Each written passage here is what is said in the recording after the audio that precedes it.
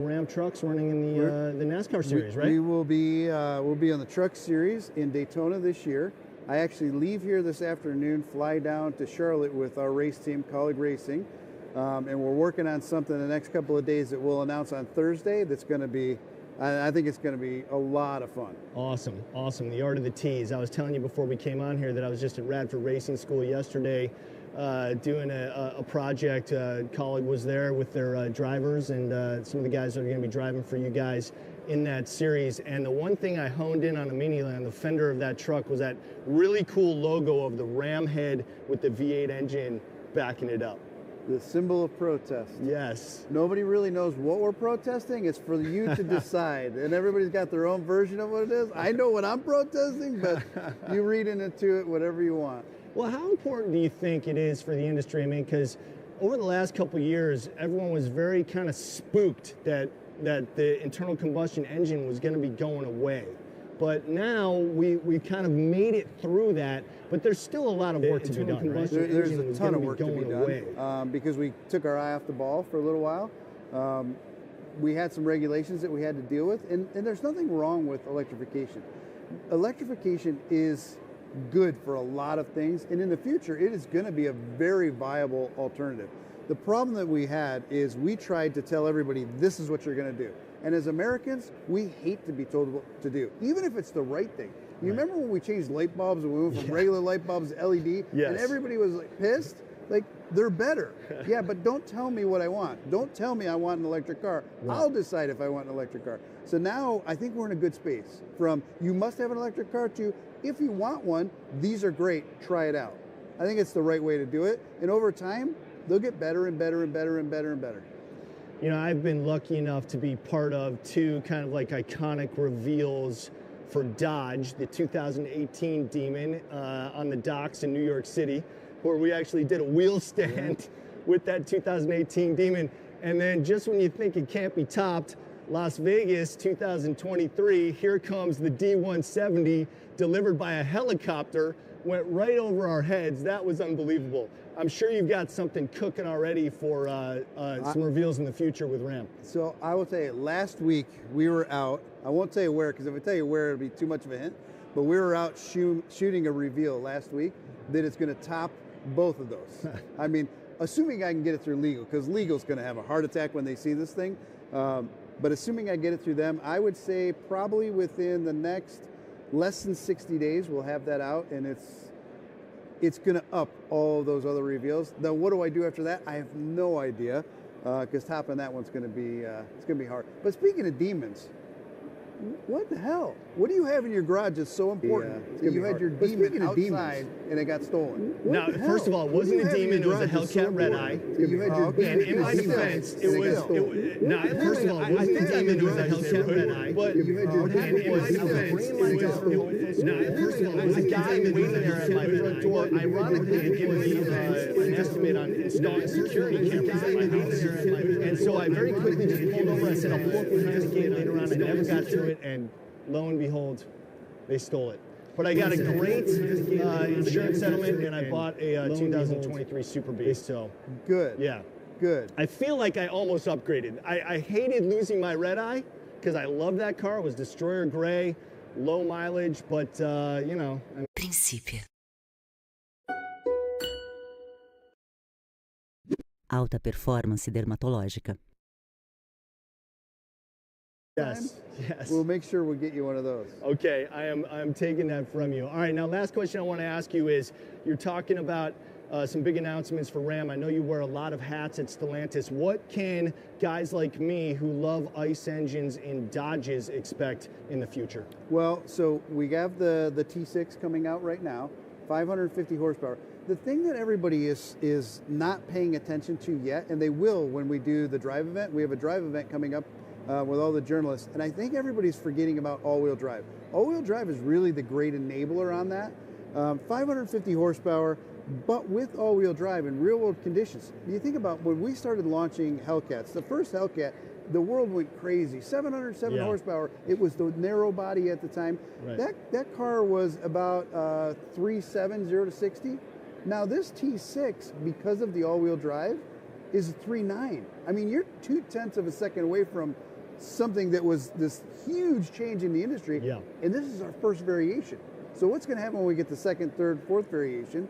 And honestly, in the real world, on the street, stoplight to stoplight, that all-wheel drive makes a huge difference. Well, man, I'm really looking forward to seeing that and everything else that you guys are going to be having out in 2026 and the future.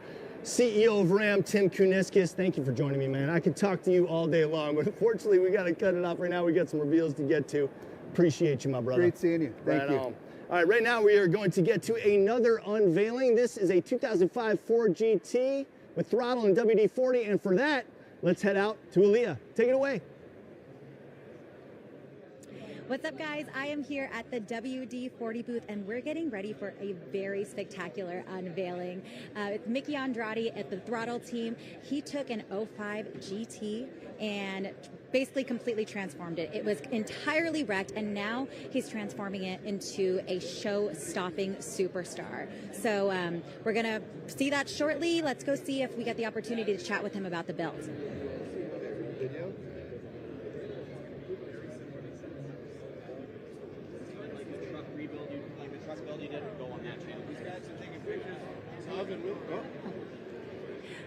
As you can see, guys, it is a show-stopping supercar, excuse me, and it was built.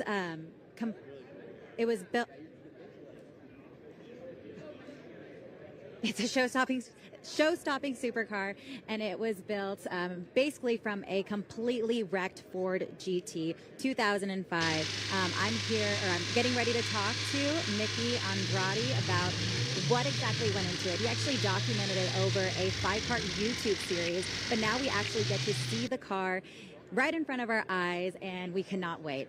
Hey, Mickey, how's it going today? Good. How are you? Thanks for coming by the WD-40 booth.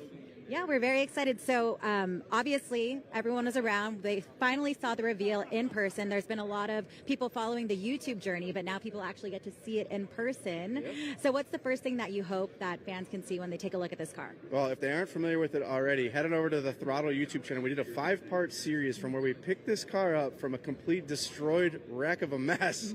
This thing was crashed at the racetrack and stuffed in a corner and forgotten about for 17 years. So for us to have brought it back to life and put it back on the street is super exciting, and I hope people enjoy it. And when you first saw this car, were you excited to take on the project, or were you more a little nervous, or did you feel like you bit off more than you could chew? How were you feeling? I was very nervous, actually. Just to, if you watch the video, you'll see how bad of condition the car was in, and to imagine it looking like this now was really overwhelming for me. But we have a great team at Throttle, and we handled it in stride, and I think the outcome was spectacular. And why this vehicle? I mean, it was probably really hard to get your hands on. So yeah. Why the GT? Well, the Ford GT is a little bit outside of our wheelhouse at Throttle. We're mainly known for Japanese legend cars as well as European cars. And so we really wanted to work outside of our boundaries this year. And that's why we picked the Ford GT. This one kind of fell in our lap. As I mentioned previously, the car was completely destroyed. Like, there was nothing left on this car other than one wheel and tire up front. Everything else was ripped off or disassembled. And finding something like this isn't easy to find. We just luckily had a friend that said, hey, I'm trying to get rid of this thing. Do you guys want to take on this challenge? And, we went and looked at it. And, of course, we were nervous, but we took it on. I hope we did a good job. Yeah, no, it looks incredible. I think the story is absolutely fascinating. Let's get a closer look on the car. I want to get to the nitty-gritty for those that weren't able to watch the 5-part YouTube series. Sure. Obviously, you have a lot of fans here, but those that are just tuning in right now, let's talk about the car in depth. Well, there's a ton of details on this car. I mean, it just looks like a normal Ford GT to most people, but what's really important to me about this car is the history that this body has. Mm-hmm. So the shape is one thing. All Ford GTs have this shape, but none of them have this wide body package. And this goes back to my roots at Falcon Tire, where I was working with the ALMS race team when it first began, and we were running this body kit on the race cars. So only 9 of these kits have ever been made in the world. This is the 9th one, and it's the only one on a street car. The other part of this project that I really enjoyed was getting to work with all the premier partners like HRE Wheels, Willwood Brakes, Michelin Tires, Sparco Racing. We have so many partners on this build and big brands such as WD-40 who stood behind us to allow us to create such an amazing car.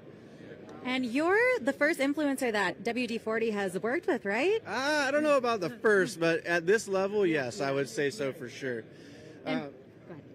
So I want to go into some of the more of the details. There's so many little things about the car. I see, you know, obviously you notice all of the carbon fiber that it is made of the body kit. Essentially, 100% of the car is carbon except for the doors and the roof. Even the under panels of the car are completely flat and thick, like almost like a surfboard underneath the car, making a completely flat bottom for racing. We updated the mirrors with a more modern, like F1 style mirror, I guess you would call it, from EVS Tuning.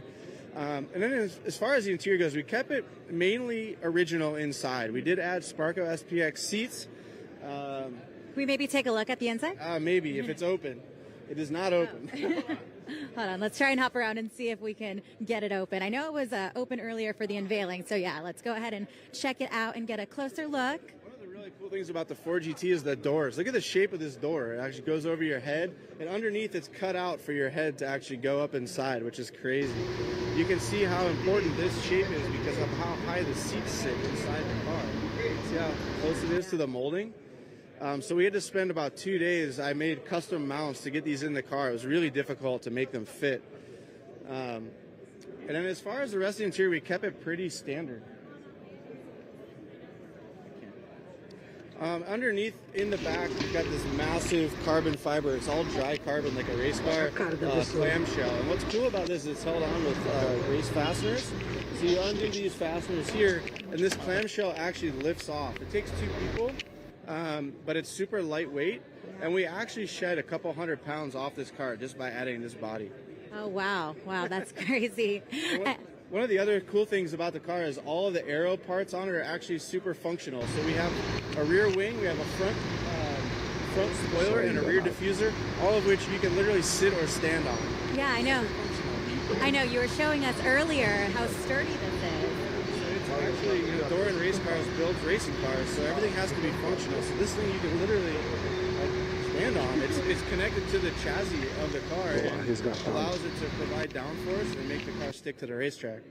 And a project like this, I'm sure, was very time-consuming. How long did it take for you to complete this project? We started this project in February, essentially, but once the chassis went off the paint and body, we lost probably about 3 months to getting things straightened and all the body work and everything, and all the carbon preparation. It was a long time coming and required a lot of effort to get it done in time for Sema, but it was still a rush. Yeah, no, I bet. And of course, documenting this entire thing on YouTube, does that add stress? Does it add motivation? Like, how does that contribute to the build? That is absolutely an amazing question, because a lot of people don't understand how much extra time it takes to create a YouTube video when you're building a car, because you have to do multiple takes, you have to do things over again, take things apart, redo them. And so when you think about February to November, it seems like a long time, but when you're creating content, it slows things down a lot. Awesome. Okay, well, thank you so much for allowing us to check this out in greater detail. I know the fans are enjoying it just as much as I did, and yeah, it just... I'm so happy to hear that. I'm so relieved. Oh yeah, and then you were great at explaining everything. It really is a masterpiece, and probably one of the more unique builds that we probably are going to check out today, so... Thank you very much for coming by. I hope you enjoyed it. Thank you. Alrighty, Chris, I'll send it back to you in the studio.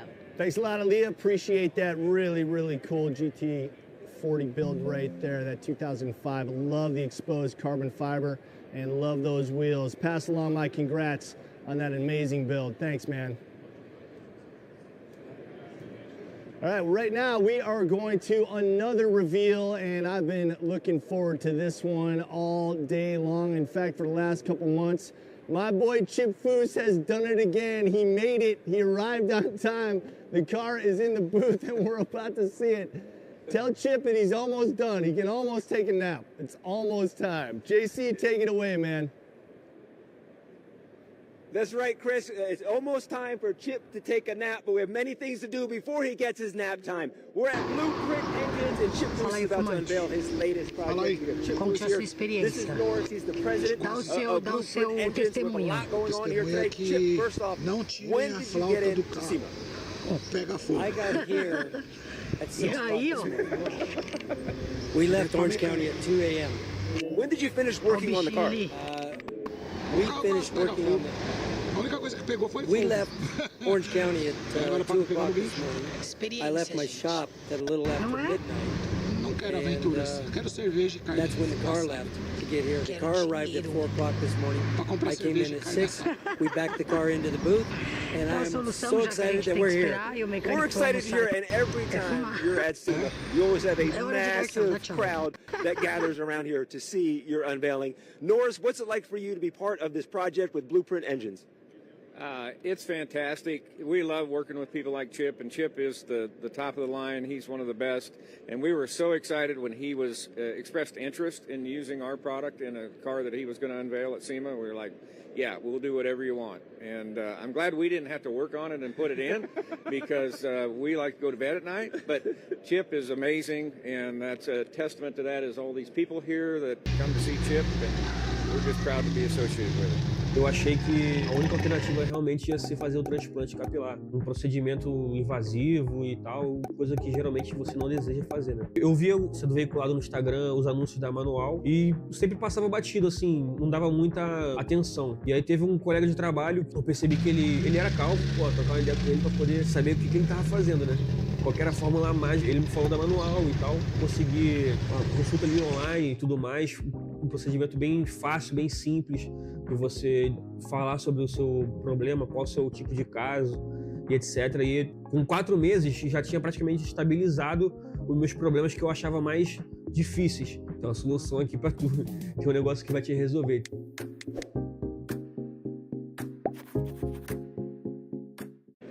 Who asked me to build a car. They had bought 3 of these Continentals to restore one to perfectly original. And I was at their shop. They've been friends of mine for years. And Pat says, hey, look at these 2 donor cars. Would you like to take one of those and hot rod it? And I said, I'd love to. He said, well, let's build it for Linda, his wife. And he said, let's make it a convertible. And what we did is we actually cut the roof off and turned it into a full-time roadster. And a lot of other changes that I'll get to later. But, you know, if you're a fan of overhauling, you have seen Blueprint Engines go into a lot of the cars that we built on the show, and you have always been wonderful to us.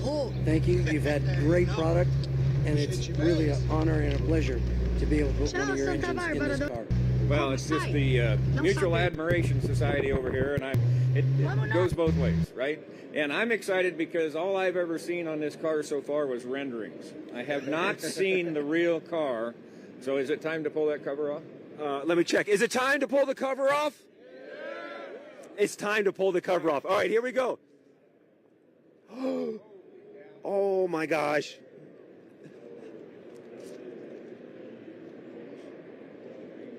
Chip, this is an incredible creation. Well, thank you very much.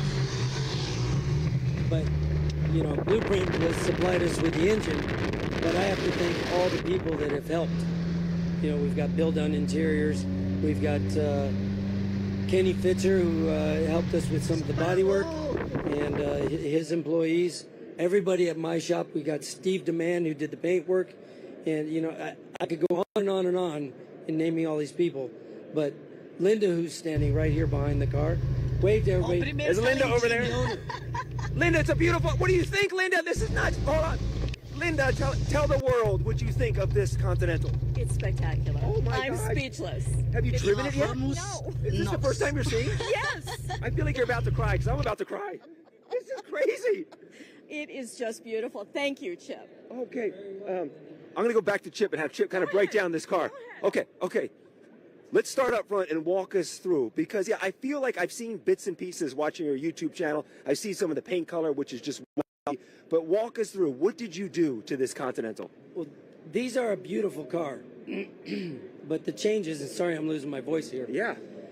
Starting up front, we got rid of the hood emblem on the front. And then the front bumper has been pulled back. It's been narrowed. We pulled the extensions back. The headlights have been pulled back 5/8 of an inch and dropped a 1/2 inch. This line is normally straight out, and it doesn't have any lead-in or any radius here. I wanted it to follow kind of what the hood does. The line on the side of the body, this normally comes really forward and then drops here. We pulled that line back to follow the wheel well better. changed the angle of the back of the wheel well. When it comes to the doors, of course, we've cut the top off, but the door came down and had a real sharp corner here. We changed that. We made the lower rockers, and when we cut the whole top off, instead of just putting a back seat in it, we used a 64 Thunderbird wrap-around rear seat. Stuck that in there. The steering wheel has been made smaller in diameter and then custom painted. The seats have been completely reworked and changed. The deck lid, the radius is changed there. On the hood, this line normally turns this way, and it leaves the tails of the hood very long. And when you open the hood, these corners a lot of the times end up hitting the fenders, and you've always got damage on these cars there. So I pulled the radius forward, and when you put the hood up, that's really far away from the fenders, and we don't risk that damage. Can we see under the hood? We will get to that, but let's walk around the back. Let's do it. And by the way, there's no Continental convertible, right? No. So there was only 2 prototypes ever built by Ford Motor Company. Okay. And now we have a third. Full style. The rear wheel wells have been re-radiused. The rear bumper has been also narrowed, pulled forward. And then the spare tire hump on the back of the car has been dropped 3 inches. It's normally way up here. Did you drop that because of the convertible for? Well, when you get rid of the top, this looks really ridiculous being that big. Now, I've always thought they were big anyway, but we pulled that down. It's sleek, it's clean, and I know you always look at gaps. I mean, the lines of this Continental are absolutely perfect. Well, the door handles are from a 53 to 56 Ford pickup. The original door handles are really square, but because we radius things on this car, I found that door handle. That really goes with the design of the car. It fits the period too, how it's popping out. Yeah. Yes. Now let's go up front and we'll go ahead and open that. Where's Linda? Linda, what do you come up here with me? Linda, the owner again. So, I mean, are you just not in love with this? I am. Okay. Have you seen under the hood? No, I have not. Okay, this is it first. This is like pulling the cover off of a car. Get to see Chip. Hard to believe. I know. Chip's about to show us blueprint engine. Wow. What's the color concept of the car? O talento que o Silvão deu no motor. Dá uma olhada, gente. We'll get the in-house mic back up. The color concept is, first we found I mixed up this green that Steve DeMann put on the car, but the engine, I wanted it to look like something that would have been done back in the mid-50s, early 60s. You hear that? People are setting up horns that they're so impressed with. Yeah, people get crazy for you. So something that you would have seen on a car back in the 50s. That's what this looks like, period correct. The green is there, but we wanted to do a satin color with just it looks like the engine, the air cleaner, but it's actually the air cleaner is coming in the tube, the black tube in the back, feeding this LS blueprint engine. But I wanted it to look like could have been the stock engine in the compartment. So we used the Continental valve covers, and then when we built the headers, we built it to mimic the original exhaust system from the Continental. But put that air cleaner, which is a stock one, back in position, but then chromed the top. We actually made it out of billet and chromed it. So we could put the blueprint logo and, of course, the booster. Can we do something here? Can you open the door and let Linda sit in her car for the first time? Linda, come around. I think the world, Sema Live, everyone is watching right now. Linda, the owner, gets to sit in her Fußbild for the first time ever. Metade de serviço pronto. Remarkable. She's got a... Oh, no! Chip welded the door shut. She's getting in Dukes of Hazzard style. I don't know why. That's all right. The beauty is we can go back to this. We're ready to open the door. I could go in the other. You want to get in the passenger side? Get in the passenger side. Linda's got to get in her car before Linda's walking around here. I'm going to send it back to you, Chris, here in a second. Linda getting in her vehicle for the first time ever. Here we go. Now she's in her car. All right, Chip, thank you so much. I know I'm going to see you again here at Sema. I'm going to send it back up to you, Chris Jacobs. What do you think? Another wild goose creation. You know, I had only seen it in renderings too, and unbelievable. I know how Chip operates, so him getting here at 6 a.m. is kind of, even a little early for Chip. He's known to have rolled in at 7 or 8 o'clock, so incredible work. I'm so happy for Linda Velasco getting to see her car for the first time there in the driver's seat, and for Pat Velasco also. They're dear, dear friends of mine as well, so I'm so excited about this success. It's so good. It's incredible. Tell Chip I love him with all my heart, and I'm so happy to see this amazing accomplishment come to life. Just real quick, Chris Jacobs says, well, hopefully JC is passing that sentiment along to Chip, and right now I am joined in studio by the man who is responsible for everything that you are seeing here at SEMA. He's my boss. He's the president and CEO of SEMA, Mike Spagnola. Good to see you, man. Good to see you, man. So happy to be here with you. You are looking cool as a cucumber, as always, by the way. I mean, any stress at all? The show is finally over? None, yeah. No stress at all. I got about 2 hours sleep last night. But more, not so much stress, just excitement. Yeah. I mean, this is homecoming, right? This is to get to see you, to get to see everybody here. It's homecoming. It really is. And it still gives me, this is my 45th show. I still get goosebumps. I still can't wait to get here and to hang out with people and just talk cars, right? Yeah, it's the family reunion. You know, my good buddy Jared Deanda sent a picture out on social of you, and the first person he sees is the king of the mountain. So great. I think we have a video that we want to show you right here. This is just describing some of the stuff that happens when you recognize those hands right off the bat. You're gonna make me cry. So cool. And again, you know, we were talking a little bit about before we came on the renovations and the advancements that they've made to the convention center. It just kind of showcases SEMA in the most deserving way. Yeah, thank you. Yeah, I mean, the new showcase here, just the painting the walls white and the new lighting and new carpet and then the photography and all the things that are going on, it just makes this place really pop. The cars look better, everything looks better. 2-year renovation. It'll be done in March, so next year's SEMA show is going to be unbelievable. I keep talking. I mean, this year is exciting and amazing. Next year, we got some more OEs coming back. It's going to be incredible. Yeah, you were telling me a little bit about the exciting stuff that's coming in just this morning. I mean, we're only an hour and 15 minutes into the show. We've had 4 different unveilings. The ribbon cutting ceremony was really cool. We're getting a look in a 4-box here at some different shots of the venue, in particular outside.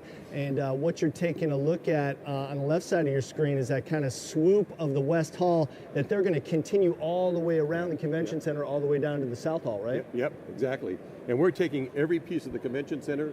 We've moved into the West Gate now. We've put another 80,000 square feet into the West Gate this year, and we're going to continue to try to expand that canvas.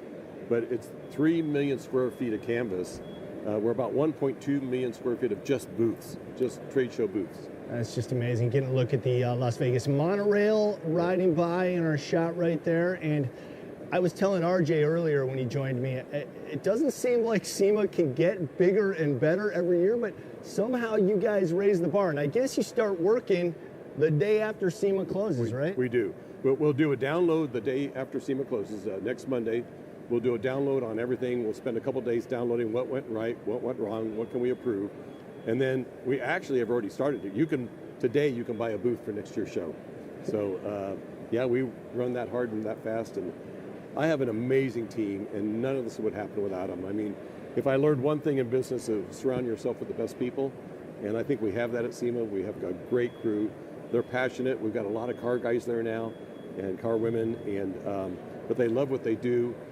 They're the creatives. They're the guys that come up with it, and I'm just blessed to have an amazing team around me. And SEMA has been a leader in the industry in the fight for consumer rights when it comes to internal combustion engines and just the rights of the consumer to create the vehicle that they want. Describe what it was like being there in Washington at the White House to see that bill finally signed. So I think you and I talked last year that we were fighting about EV mandates, and we're not against EV. They're a cool technology. We think they're part of our future. They're here today. I mean, you're seeing lowered Teslas here and all sorts of custom EVs. We just didn't think they should be mandated. We didn't think the government should step in and say, you can only drive this technology, you can only drive this sort of vehicle, and especially in California, where 2026, 35% of new vehicles had to be EV. And so we fought that. And besides the fact that just moving everything into EV and government mandating, you stifle innovation, right? I mean, America was built on people innovating and finding new ways to do things. And you stifle hydrogen, you stifle alternative fuels, you stifle hybrid, you stifle, I mean, even the cleaner fuels today, right? And so allowing industry and innovation to continue was really important to us. So we fought the EV mandate. We were able to succeed. Trump ran on it, and when he got into office, he committed to it. We worked alongside of him. That bill we were a big integral part of that bill, and I got to go to the White House to see that sign. And it was just, I mean, you know, the ability to just walk into that White House and see the pomp and circumstance and see no matter which side of the political aisle you're on, and we work with every political side that you can think of, because we got friends on both sides of the aisle, right? But to get to the White House, to be able to walk into, I mean, we got to go to his office and to the inner circle of everything, and just the military there and all that went with it. I mean, again, it kind of brought tears to my eyes. Yeah. You know, and I even thought about, you know, my grandparents and my parents came over from Italy, and they were American. We were not allowed to speak Italian as kids because they said, you are part of America, you're American, you're going to speak English. They were very proud to be in America, and to be able to represent Sema and my family in the White House was just something I'll never forget. It was.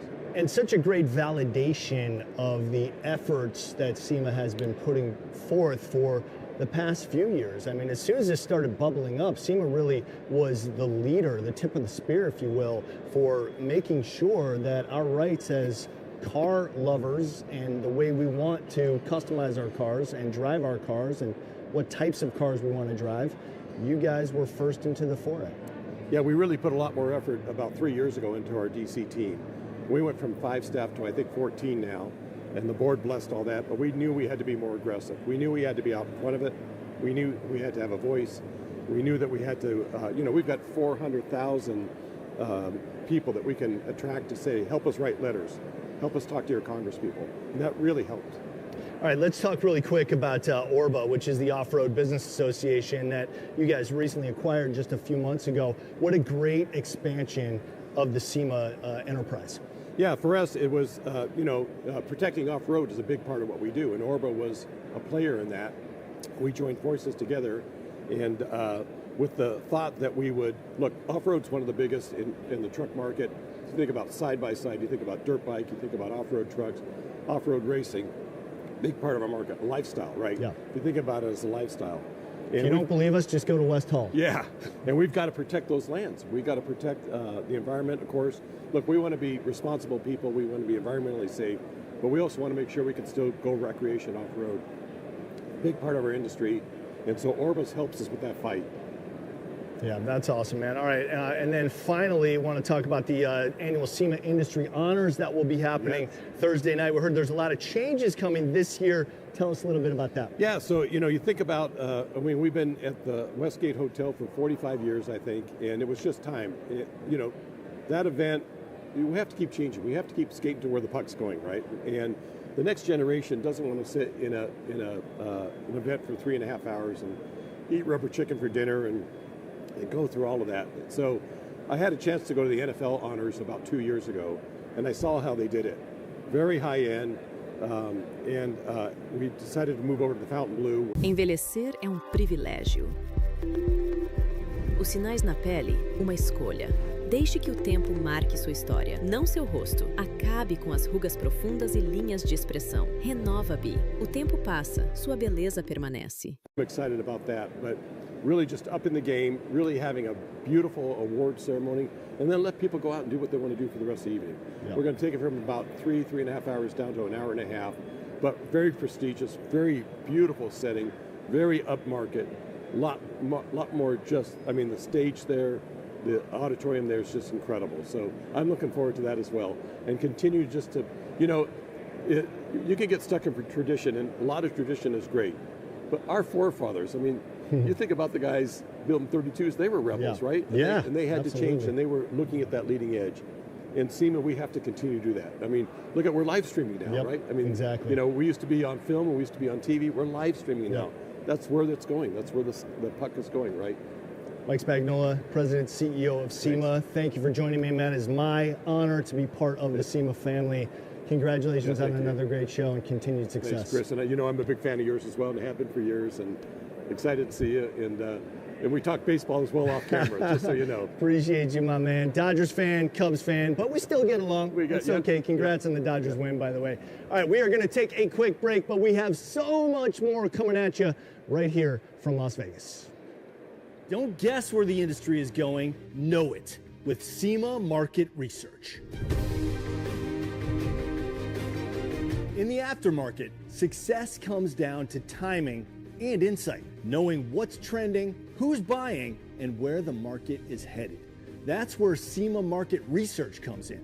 Sema provides businesses with exclusive access to real data, industry reports, trend forecasts, and buyer insights that help you make informed business decisions and stay ahead of the curve. Whether you're developing a product, entering a new segment, or planning for the year ahead, Sema Market Research gives you the clarity and knowledge to act with confidence. Sema's market research reports are available for everyone to purchase and free if you're a Sema business member. Just another great benefit of membership.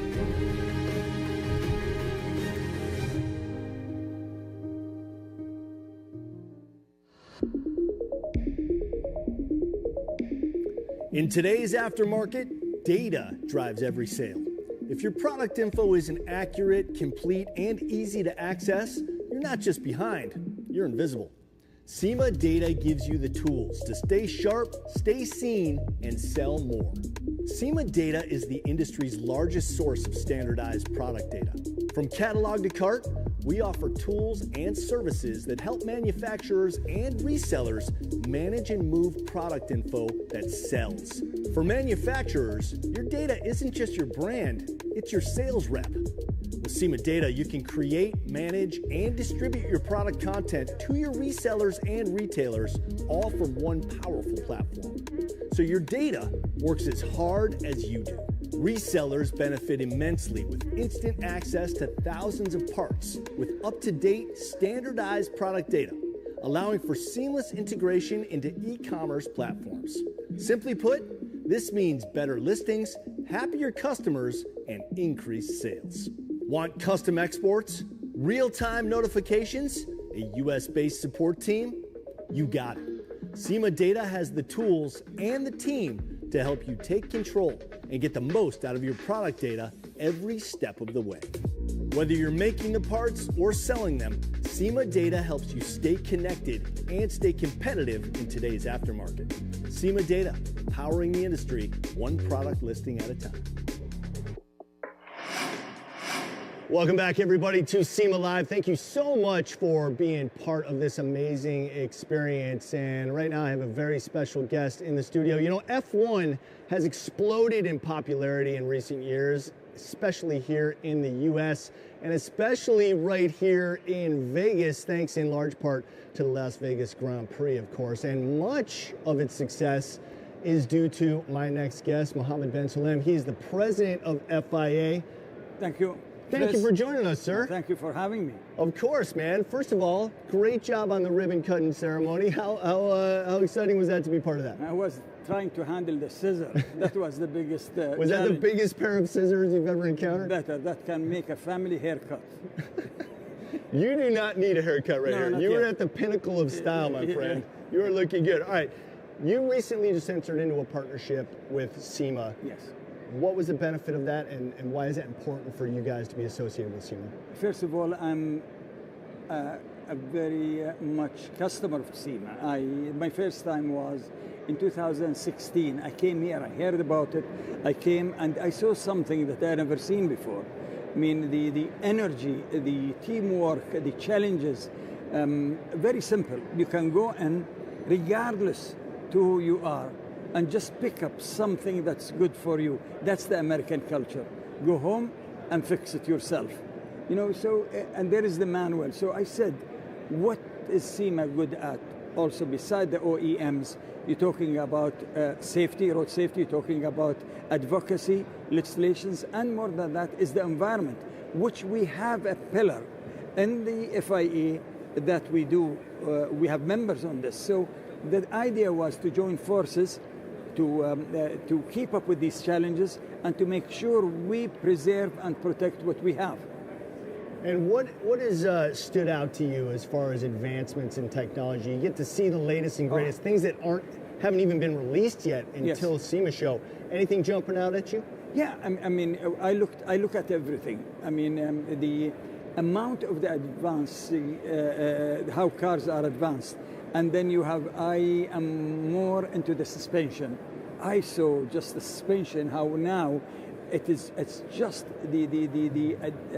I would say the advancement of the suspension, where you used to have just a shock absorber and a coil spring and nothing else. Now the amount of technology that goes into the suspension is actually helping the spring. So you let the shock absorber do more work than it used to be.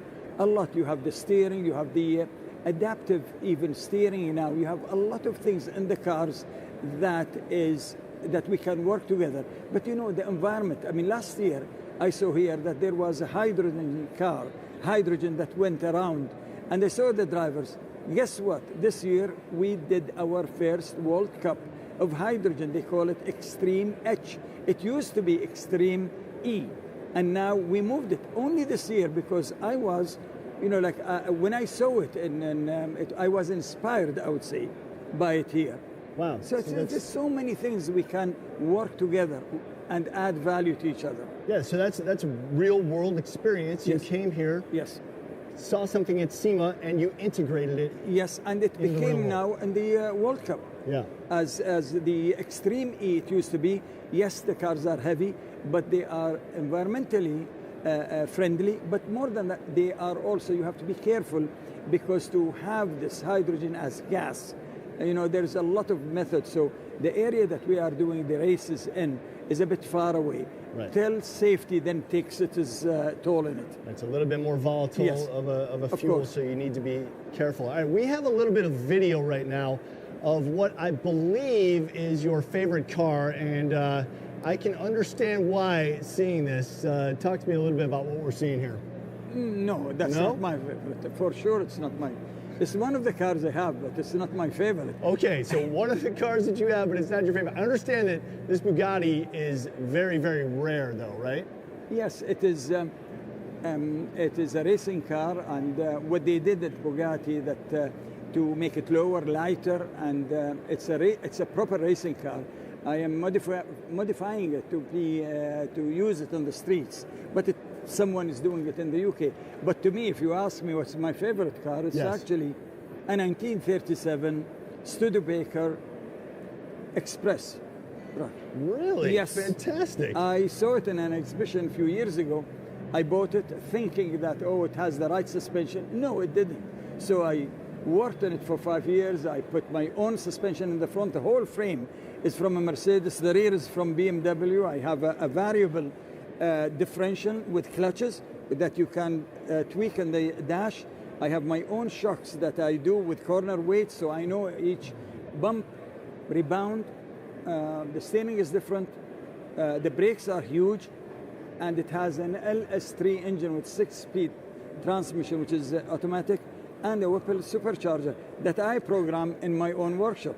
So being part of the automobile industry, you know, having the FIA is one thing, and anyone who is elected can be a president, but you have to have the passion for the automobile industry. That's how we can protect what we achieved. You are a true hot rodder. 37 Studebaker, Mercedes components, BMW, an LS swap, and a Whipple supercharger. Exactly. That is awesome. And it drives nice. And another car that I drive beside this collection that you saw, is part of the collection, is a 1957 Cadillac Brougham that I modified and saved 230 kgs from the weight. It has an LT1 engine with a supercharger and 10-speed and also my program with my own suspension. I love it.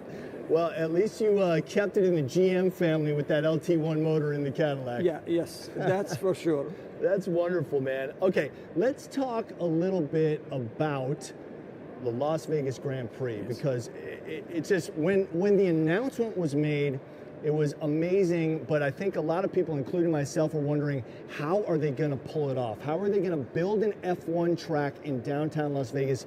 But you did it, and it gets better every year. Every time.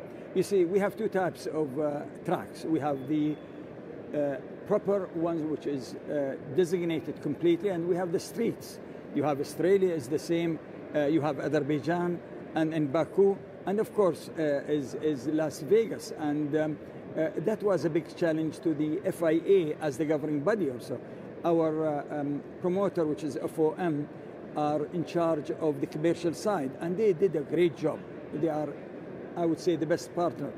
But when you come to the holes, that we had, where electrics, the holes, you have manholes. Yes, and which was a problem in that first year, and yes. Obviously you learned from that. Yes, we checked it. I went even personally there because I am an ex-driver of rallying. So safety is priority to us. And we actually authorized and homologated the circuit just a few hours before it started. But then the drivers went along, and then we knew it was safe. Everything was done in a proper way. The lighting was good, and the team worked with the local organizers. So it was a challenge, but that's part of our life. Exactly, that's the learning experience, yes. And that's what the pains that you have to go through to evolve. So we've got Miami, we've got Austin, we've got Vegas. Plans for other U.S. cities? No, my idea was, of course, with the promoter, we talk because hand in hand. But then a few years ago, you think about it. The states have the three big races. What is missing? An official OEM team. We have Gene Haas. I mean, right. Haas is there. Yeah. And we are grateful. Thank you. Great thanks to him. But then when you have an OEM, you sustain the business. So when we had it, it was the expression of interest that we opened with Michael Andretti and his father and Cadillac.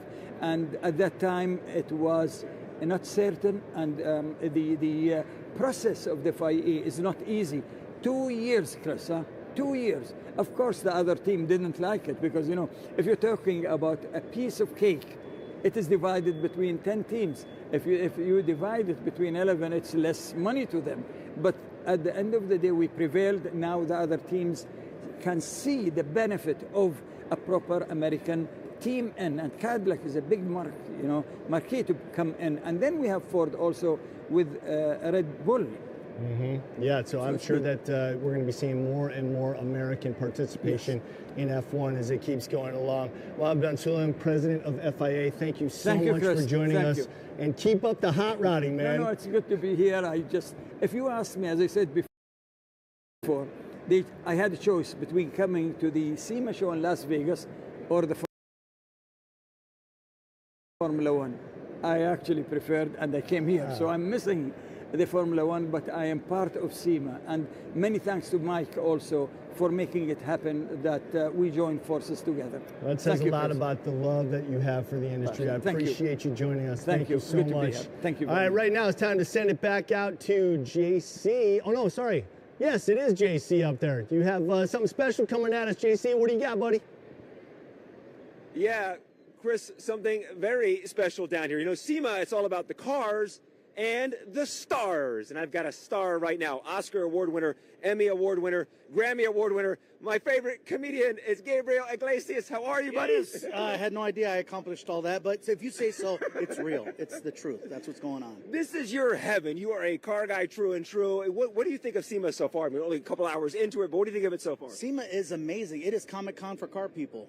I know this because I've been to both, and it is very much a vibe here. Is there anything and everything? Is there anything stand out that you're looking forward to seeing this year? I'm looking forward to seeing the new collaboration between Fluffy and Jay Leno. Oh my God! Yeah, that's right. We got a budget, people. We got a budget. Just I don't know how that happened. I'm really excited because my friend, Mr. Henry Marchena, who is the man who's responsible for more than half of my collection of Volkswagens, he's built all of them. He's going to be unveiling something special very soon. Oh yeah, we're going to see that here in just a minute. Yes, we're going to see it here in just a minute. The guy is amazing. I can't wait to see that. Now, you mentioned your collection. We actually have a video, I believe, we're going to show of your collection. We should have that back. We're going to be here for a couple hours. No, I think it's a quick little snippet that we're going to start rolling there in the studio right now. I'm guessing it's playing right now. Oh, awkward stare. Yeah, we'll just stare. If it's not playing right now, yeah, it's playing. It's playing. It's playing right now. It's playing.